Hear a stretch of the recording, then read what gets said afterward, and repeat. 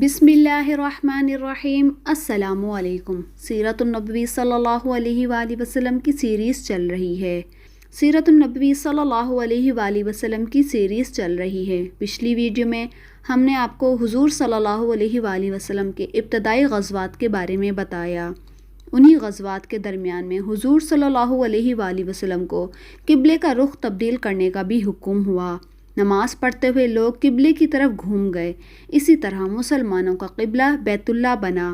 इसी साल यानी कि 3 हिजरी में रमज़ान के रोज़े और सदका फ़ितर का भी हुक्म नाजिल हुआ। फिर मस्जिद नबी में मिंबर नस्ब किया गया। जब तक मिंबर नहीं बना था, आप सल्लल्लाहु अलैहि वसल्लम खजूर के एक तने से टेक लगाकर खड़े होते थे और खुतबा देते थे। जब मिंबर बन गया और आप सल्लल्लाहु अलैहि वसल्लम ने खजूर के इस तने के बजाय मिंबर पर खुतबा इरशाद फरमाया तो वो तना रोने लगा। उसके रोने की आवाज़ ऐसी बुलंद हुई कि तमाम लोगों ने उसकी आवाज़ को सुना। आवाज़ इस कदर दर्दनाक थी कि सारी मस्जिद हिल गई। वो इस तरह रो रहा था जैसे कोई ऊँटनी अपने बच्चे के गुम होने पर रोती है। उसके रोने की आवाज़ सुनकर आप सल्लल्लाहु अलैहि वसल्लम मिंबर से उतरकर उसके पास पहुँचे, उसे अपने सीने से लगाया। उसके बाद उसमें एक बच्चे की सिसकने की आवाज़ आने लगी। हुजूर सल्लल्लाहु अलैहि वसल्लम ने उस पर प्यार से हाथ फेरा और फरमाया, पुरसुकून और ख़ामोश हो जा। तब कहीं जाकर उसका रोना बंद हुआ। उसके बाद आप सल्लल्लाहु अलैहि वसल्लम ने उस तने को मिंबर के नीचे दफन करने का हुक्म दिया। आप सल्लल्लाहु अलैहि वसल्लम ने एक बार इरशाद फरमाया, मेरे घर और मेरे मिंबर के दरमियान की जगह जन्नत के बागों में से एक बाग है, यानी कि ये मकाम जन्नत ही का एक मकाम है। अल्लाह ताला ने इस मकाम को जन्नत में शामिल कर दिया है। गुज़िश्ता वीडियो में आप सुन चुके हैं कि कुरैश के एक तिजारती काफ़िले पर हमले की गर्ज से आप सल्लल्लाहु अलैहि वसल्लम रवाना हुए थे, लेकिन जब आप सल्लल्लाहु अलैहि वसल्लम अशीरा के मकाम पर पहुँचे तो काफ़िला उस मकाम से गुज़र कर शाम की तरफ रवाना हो चुका था। चुनाचा आप सल्लल्लाहु अलैहि वसल्लम वापस तशरीफ़ लाए थे। फिर जब आप सल्लल्लाहु अलैहि वसल्लम को इत्तला मिली कि वो काफ़िला शाम से वापस आ रहा है और उस सामान तिजारत का मुनाफा मुसलमानों के ख़िलाफ़ इस्तेमाल होगा, तो आप सल्लल्लाहु अलैहि वसल्लम ने हुक्म दिया कि कुरैश का तिजारती काफ़िला आ रहा है, उसमें उनका माल और दौलत है, तुम इस पर हमला करने के लिए बढ़ो। मुमकिन है कि अल्लाह तुम्हें फ़ायदा पहुँचाए।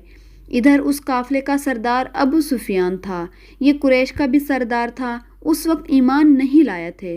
फ़तह मक्का के मौके पर ईमान लाए थे। उनकी आदत थी जब उनका काफ़िला हिजाज़ की सरज़मीन पर पहुंचता तो जासूसों को भेजकर रास्ते की खबर मालूम करा लेते थे। उन्हें आप सल्लल्लाहु अलैहि वसल्लम का खौफ भी था। चुनाचा उनके जासूस ने बताया कि हुजूर सल्लल्लाहु अलैहि वसल्लम इस तिजारती काफ़िले को घेराव करने के लिए रवाना हो चुके हैं। ये सुनकर अबू सुफियान खौफज़दा हो गया।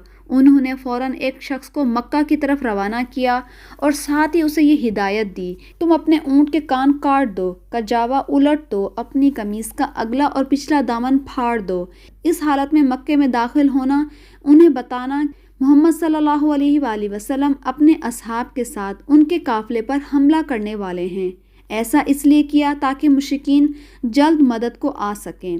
वो शख्स बहुत तेज़ी से रवाना हुआ। अब अभी ये मक्का पहुंचा भी नहीं था कि वहाँ आतका बिन अब्दुल मुत्तलिब ने एक ख्वाब देखा। ये हुजूर सल्लल्लाहु अलैहि वसल्लम की फुप्पी थी। ये मालूम नहीं हो सका कि बाद में इस्लाम लाई थी या नहीं। रिवायतों में इख्तलाफात पाया जाता है। कुछ रिवायतें कहती हैं कि ईमान ले आई थीं, मगर कुछ में उन्होंने इस्लाम कबूल नहीं किया था। ख्वाब बहुत खौफनाक था। ये डर गईं। उन्होंने हज़रत अब्बास को अपना ख्वाब सुनाया, लेकिन इस शर्त पर सुनाया कि वह किसी और को नहीं सुनाएंगे। उन्होंने पूछा, अच्छा ठीक है, तुम ख्वाब सुनाओ, तुमने क्या देखा है? आतका बिन अब्दुल मुत्तलिब ने कहा कि मैंने ख्वाब में देखा है कि एक शख्स ऊँट पर सवार चला आ रहा है, यहाँ तक कि वो अब तक मक्का मुकरमा से कुछ फासले पर है। वहाँ खड़े होकर उसने पूरी आवाज़ से पुकार पुकार कर कहा, लोगों, 3 दिन के अंदर अंदर अपनी कत्ल गाहों में चलने के लिए तैयार हो जाओ। फिर मैंने देखा कि लोग उसके इर्द गिर्द जमा हो गए हैं। फिर वो वहाँ से चलकर बैतुल्लाह में दाखिल हुआ। लोग उसके पीछे पीछे चले आ रहे थे। फिर वो शख्स ऊँट समेत काबा की छत पर नजर आया। वहाँ भी उसने पुकार कर यही अल्फाज कहे, اس کے بعد وہ ابو قبیس کے پہاڑ پر چڑھ گیا، وہاں بھی اس نے پکار کر یہی الفاظ کہے۔ پھر اس نے ایک پتھر اٹھا کر لڑکھڑا دیا، پتھر وہاں سے لڑکتا پہاڑ کے دامن میں پہنچا اور اچانک ٹوٹ کر ٹکڑے ٹکڑے ہو گیا۔ پھر مکہ کے گھر والوں میں سے کوئی گھر بھی نہ بچا جہاں اس کے ٹکڑے نہ پہنچے ہوں۔ یہ خواب سن کر حضرت عباس نے کہا، اللہ کی قسم عاتکہ، تم نے بہت عجیب خواب دیکھا ہے، تم خود بھی اس کا تذکرہ کسی سے نہ کرنا۔ حضرت عباس وہاں سے نکلے تو راستے میں انہیں ولید بن عتبہ ملا، یہ ان کا دوست تھا۔ حضرت عباس نے خواب ان سے بیان کیا اور وعدہ لیا کہ کسی کو بتائے گا نہیں۔ ولید نے جا کر یہ خواب اپنے بیٹے عتبہ کو سنا دیا۔ اس طرح یہ خواب آگے ہی آگے چلتا رہا، یہاں تک کہ ہر طرف عام ہو گیا۔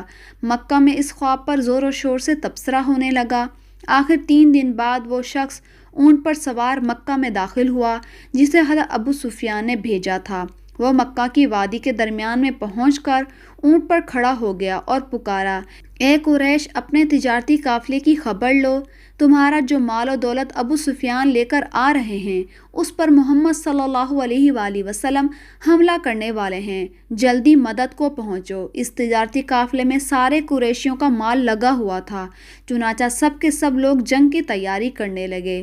جو مالدار تھے انہوں نے غریبوں کی مدد کی تاکہ زیادہ سے زیادہ افراد جنگ کے لیے جائیں۔ جو بڑے سردار تھے وہ لوگوں کو جنگ پر ابھارنے لگے۔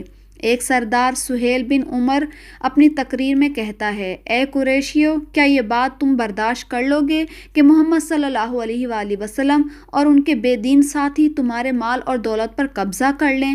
لہذا جنگ کے لیے نکلو، اور جس کے پاس مال کم ہو اس کے لیے میرا مال حاضر ہے۔ اس طرح سب تیار ہو گئے، لیکن ابو لہب نے کوئی تیاری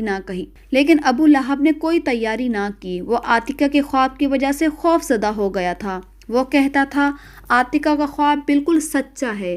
اسی طرح ظاہر ہو گیا کہ ابو لہب خود نہیں گیا، لیکن اس نے اپنی جگہ عاص بن ہشام کو 4000 درہم دے کر جنگ کے لیے تیار کیا، یعنی وہ اس کی طرف سے چلا جائے۔ ادھر خوب تیاریاں ہو رہی تھیں، ادھر حضور صلی اللہ علیہ وآلہ وسلم مدینہ منورہ سے روانہ ہوئے۔ مدینہ سے باہر عتبہ نامی کنویں کے پاس لشکر کو پڑاؤ کا حکم دیا۔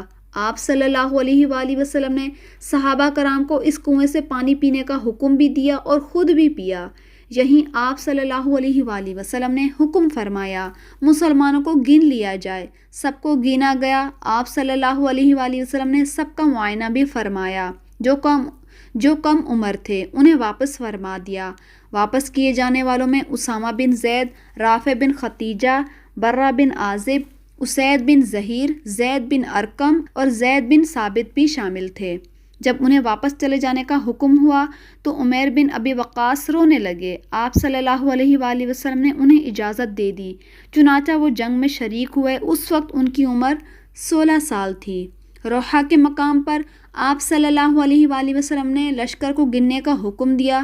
گننے کے بعد معلوم ہوا کہ مجاہدین کی تعداد 313 ہے۔ آپ صلی اللہ علیہ وآلہ وسلم سن کر خوش ہوئے اور فرمایا، یہ وہی تعداد ہے جو طالوت کے ساتھیوں کی تھی جو ان کے ساتھ نہر تک پہنچے تھے۔ طالوت بنی اسرائیل کے ایک نیک مجاہد بادشاہ تھے۔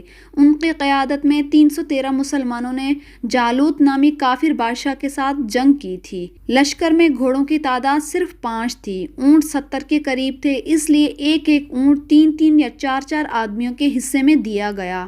آپ صلی اللہ علیہ وآلہ وسلم کے حصے میں جو اونٹ آیا اس میں 2 ساتھی بھی شریک تھے۔ آپ صلی اللہ علیہ وآلہ وسلم بھی اس اونٹ پر اپنی باری کے حساب سے سوار ہوتے اور ساتھیوں کی باری پر انہیں سوار ہونے کا حکم فرماتے۔ اگرچہ وہ اپنی باری میں آپ صلی اللہ علیہ وآلہ وسلم کو دینے کی خواہش ظاہر کرتے، وہ کہتے، اے اللہ کے رسول، آپ سوار رہیں، ہم پیدل چل لیں گے۔ جواب میں آپ صلی اللہ علیہ وآلہ وسلم فرماتے، تم دونوں پیدل چلنے میں مجھ سے زیادہ مضبوط نہیں ہو اور نہ ہی میں تمہارے مقابلے میں اس کی رحمت سے بے نیاز ہوں، یعنی میں بھی تم دونوں کی طرح اجر کا خواہش مند ہوں۔ روحہ کے مقام پر ایک اونٹ تھک کر بیٹھ گیا۔ آپ صلی اللہ علیہ وآلہ وسلم پاس سے گزرے تو پتہ چلا کہ اونٹ تھک کر بیٹھ گیا ہے اور اٹھ ہی نہیں رہا۔ آپ صلی اللہ علیہ وآلہ وسلم نے کچھ پانی لیا اور اس سے کلی کی، کلی والا پانی اونٹ والے کے برتن میں ڈال دیا اور اس کے منہ میں ڈال دیا۔ اونٹ فوراً اٹھ کھڑا ہوا اور اس قدر تیز چلا کہ لشکر کے ساتھ جا ملا۔ اس پر تھکاوٹ کے کوئی آثار باقی نہ رہے۔ اس غزوے کے موقع پر حضور صلی اللہ علیہ وآلہ وسلم نے حضرت عثمان کو مدینہ منورہ میں ہی ٹھہرنے کا حکم فرمایا۔ وجہ اس کی یہ تھی کہ ان کی زوجہ محترمہ آپ صلی اللہ علیہ وآلہ وسلم کی بیٹی سیدہ رقیہ بیمار تھیں۔ آپ صلی اللہ علیہ وآلہ وسلم نے حضرت عثمان سے فرمایا، تمہیں یہاں ٹھہرنے کا بھی اجر ملے گا اور جہاد کرنے کا بھی اجر ملے گا۔ اس موقع پر آپ صلی اللہ علیہ وآلہ وسلم نے مدینہ منورہ میں حضرت ابو لبابہ کو اپنا قائم مقام بنایا۔ طلحہ بن عبید اور سعید بن زید کو جاسوسی کی ذمہ داری سونپی تاکہ یہ دونوں لشکر سے آگے جا کر قریش کے تجارتی قافلے کی خبر لائیں۔ نبی پاک صلی اللہ علیہ وآلہ وسلم نے انہیں مدینہ منورہ سے ہی روانہ فرما دیا تھا۔ روحہ کے مقام پر اسلامی لشکر آگے روانہ ہوا۔ عرق زیبہ کے مقام پر ایک دیہاتی ملا، اس سے دشمن کے بارے میں کچھ معلوم نہ ہو سکا۔ اب لشکر پھر آگے بڑھا۔ اس طرح اسلامی لشکر زعفران کی وادی تک پہنچ گیا۔ اس جگہ آپ صلی اللہ علیہ وآلہ وسلم کو اطلاع ملی کہ قریش مکہ ایک لشکر لے کر اپنے قافلے کو بچانے کے لیے مکہ سے کوچ کر چکے ہیں۔ آپ صلی اللہ علیہ وآلہ وسلم نے یہ اطلاع ملنے پر تمام لشکر کو ایک جگہ جمع فرمایا اور ان سے مشورہ کیا، کیونکہ مدینہ منورہ سے مسلمان صرف ایک تجارتی قافلے کو روکنے کے لیے روانہ ہوئے تھے، کسی باقاعدہ لشکر کے مقابلے سے نہیں نکلے تھے۔ اس پر صحابہ کرام نے باری باری اپنی رائے دی۔ حضرت مقداد نے عرض کیا، اے اللہ کے رسول، آپ کو اللہ تعالیٰ نے حکم فرمایا ہے، اس کے مطابق عمل فرمائیے، ہم آپ کے ساتھ ہیں۔ اللہ کی قسم، ہم اس طرح سے نہیں کہیں گے کہ جس طرح موسیٰ کو بنی اسرائیل نے کہا تھا کہ آپ اور آپ کا رب جا کر لڑ لیجئے، ہم تو یہیں بیٹھے ہیں، بلکہ ہم تو یہ کہتے ہیں کہ ہم آپ کے ساتھ ہیں، ہم آپ کے آگے ہیں اور آپ کے پیچھے ہیں، ہم آپ کے دائیں اور بائیں ہر طرف سے لڑیں گے اور آخری دم تک لڑیں گے۔ حضرت مقداد کی تقریر سن کر آپ صلی اللہ علیہ وآلہ وسلم کا چہرہ خوشی سے چمکنے لگا۔ آپ صلی اللہ علیہ وآلہ وسلم مسکرانے لگے، حضرت مقداد کو دعا دی